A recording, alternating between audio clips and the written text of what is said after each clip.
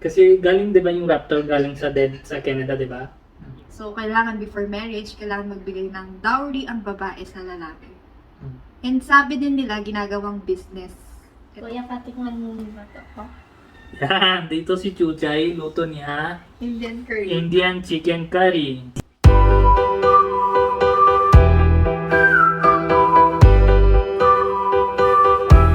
Okay, ano ba video natin ngayon? Topic for today is about dowry. Yan, favorite topic ko yan. Kasi galing 'di ba yung Raptor galing sa dead sa Canada, 'di ba? Yung dowry ko. Gusto mo ng raptor na Oo. dowry? Oo, syempre. From dad? Oo. Ah, Tawagan mo na sa dad sa Canada para binigyan niya dowry ako ng Raptor. Daddy, gusto ni Baljit Raptor. hello, dad? Gusto ni Bazit ng raptor. Hello? Daddy Bazit? Hello, Daddy Bazit? Bakit Daddy Baljit sa Canada dapat? Hello, viewers. My name is Sarah. My name is Baljit and welcome to our channel. Our topic for today is about dowry. Kasi sabi nila, valuable daw ang Indian na lalaki sa India. So, kailangan before marriage, kailangan magbigay ng dowry ang babae sa lalaki. And sabi din nila, ginagawang business. Ito. Tama ba yun? Actually, dahil ako Indian, hindi ako defend ito.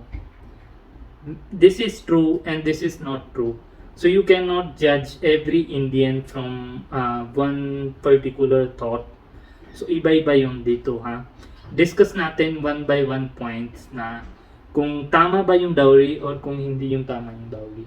So divide natin ito in three parts. First is what is actually dowry. Second is how it started.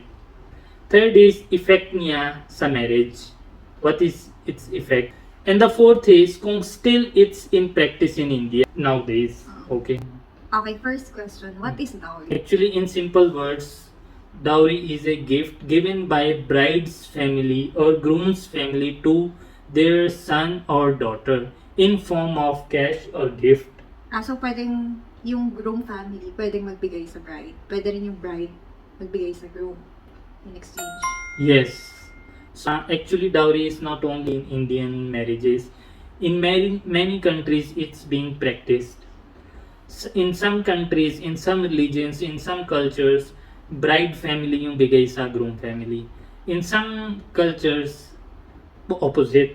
So both exist. Hindi naman only ito nang bigay na yung bride family lagi. Kasi sabi nila sa India, Mm. bride lang daw ang nagbibigay sa groom. Hindi yung truth. That's not truth. Especially these days. Madami yung groom family na bigay sa bride family.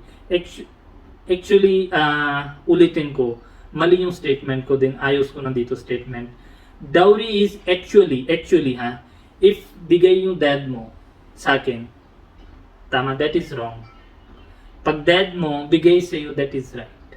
What I say here, dowry is a gift galing sa dad mo para sa buhay mo, hindi yung sa akin. If I'm demanding that dowry, that is wrong. If he is giving with love to you something, that is totally fine. Kahit Okay. Raptor. Okay, question. Who decide who will pay? Hindi yan decide. Actually, this is parang scenario yun. Example, in our case, yung dad mo, alam niya maayos yung buhay ko. Yung dad ko din alam na maayos yung buhay ko. Diba? We can do on our own. So, hindi na kailangan natin dowry. Tama. Example, love na love ako sa'yo. Pero wala ako pera. Tama. Some way yung dad mo feel, I should help them for their future. Bigay niya something, parang cash or car or kung anong ako wala. Or in some case, meron din yan, ikaw, yung buhay mo hindi maayos, di ba? You cannot afford some things. Yung dad ko bigay gift para I can give you, di ba? So, ganyan. It really depends on situation. So, dowry is not bad. Dowry is not good. Discuss natin in next scenarios.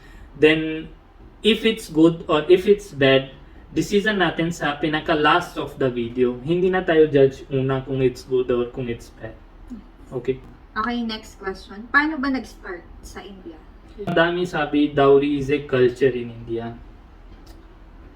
Here I will say dowry is not a culture of India. Kasi dati hindi yan exist. So how it come to existence? This is given by British rule kasi India was colonized by Britishers. So, noon time, they make it mandatory during kasal.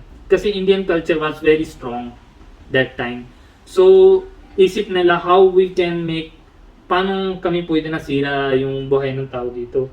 Kasi they were very parang attached to each other. So, gusto sila parang walay-walay. Parang there should be some separation in culture, di ba? So, noong time introduce nila kasi they were already practicing dowry in their culture.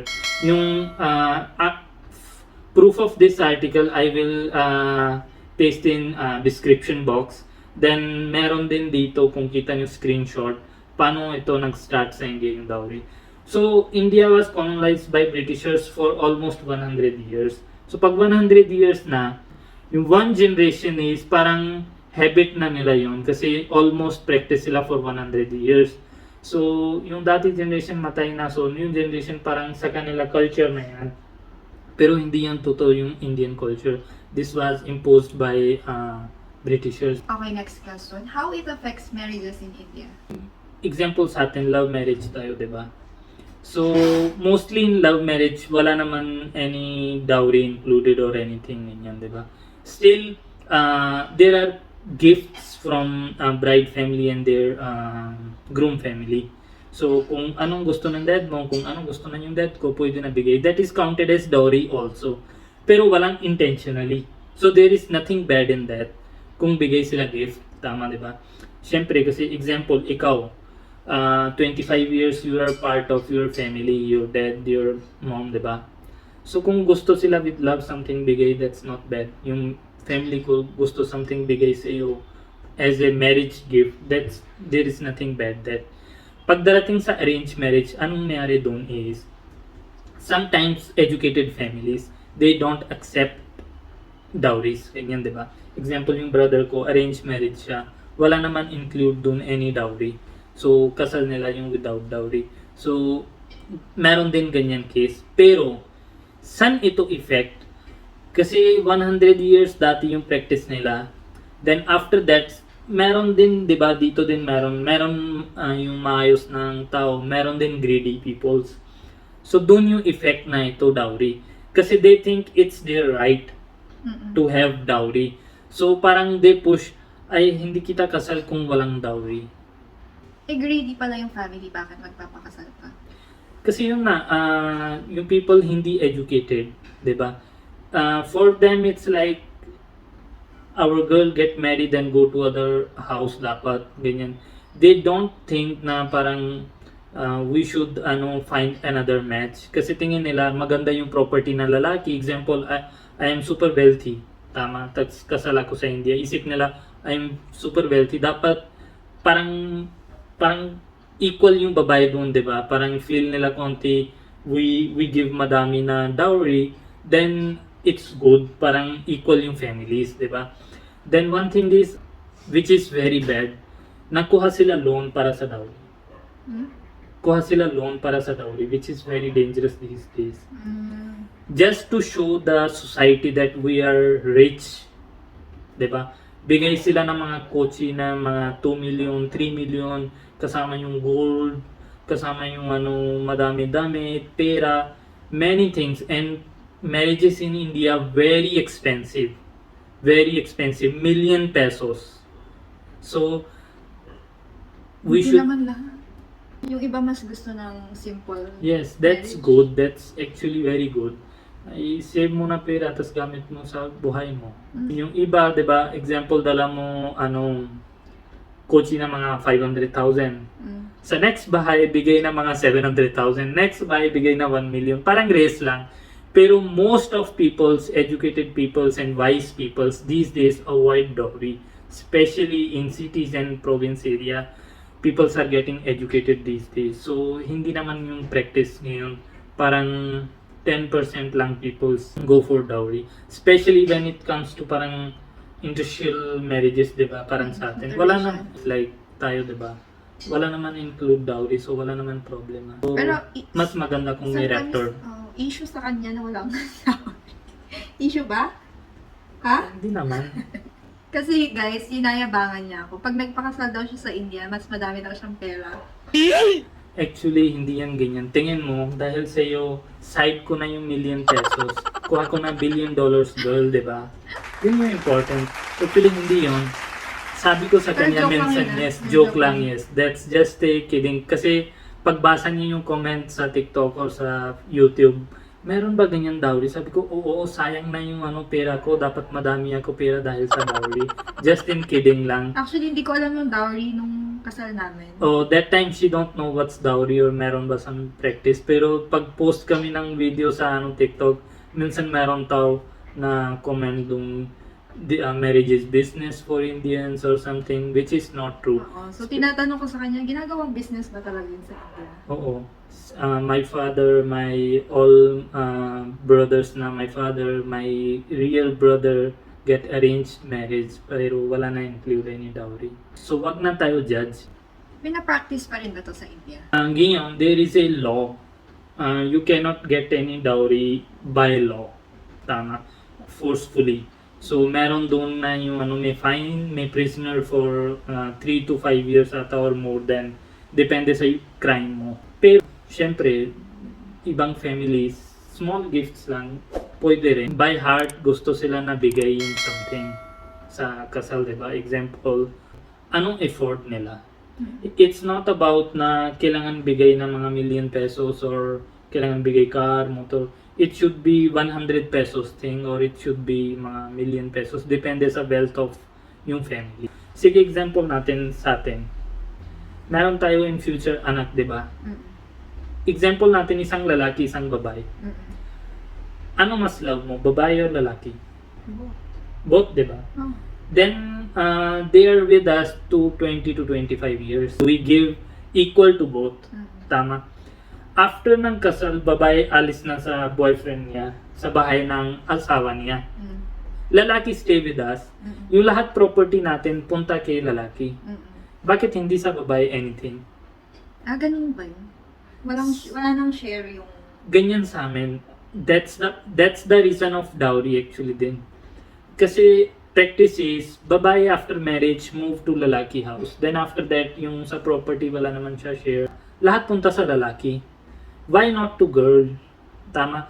Kaya some percentage, 10%, 20% bigay sila sa babae din. Pagkasal na. Pagkasal na. Para hindi niya feel, I am not the part of family. Tama. Yun yung actually dowry. Okay. Tama. So it's not like kasi dito parang ibang yung culture after your parents pag wala na yung parents mo parang share yung property, di ba? Mostly share. Mostly sharing na property in girl and babae. Both cultures are good. Actually, in relations, in families, there should be not like property or pera dapat, di ba? So anong kaya mo bigay with heart? Yun. It should be pera, it should be gift, it should be just your pure attentions to family, diba? That's enough. That is also counted as dowry. Attentions ko ng pure, that's also a dowry example. I give her good education, good skills na tinuturo ako para sa buhay niya, diba? That's enough as a father. That is my message for all Indian parents, and even it's from boy side or even it's girl side. Please never force your in-laws family to give any dowry. And if your in-laws family demand dowry, don't give your daughter to those people who demand dowry for kasal. Kasi that they cannot keep your daughter happy for life. Okay, now I understand about dowry. If given by intention, by love, that's good. If they are demanding for dowry, that's bad. That's bad talaga. So, comment us how you understand dowry. Is it good? Is it bad? Comment down below kung tama ba yung dowry or hindi. And ano ba yung ibang topic gusto nyo nang discuss namin sa inyo about... Ano si Chay? Kunin mo dito. Kuya, patikman mo to ko. Yan, dito si Chuchay, luto niya Indian curry. Indian chicken curry. Dito ka, Chay.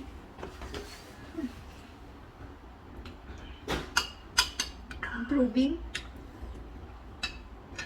It's tasty than last time. Magaling! Masarap? Okay. Oh. Masarap. Pass. Pass. Yes. Okay. So, comment na lang sa baba kung anong ba gusto niyo next topic. Please like, share, and subscribe. Please also visit our Facebook page and Instagram. Bye-bye. Bye guys!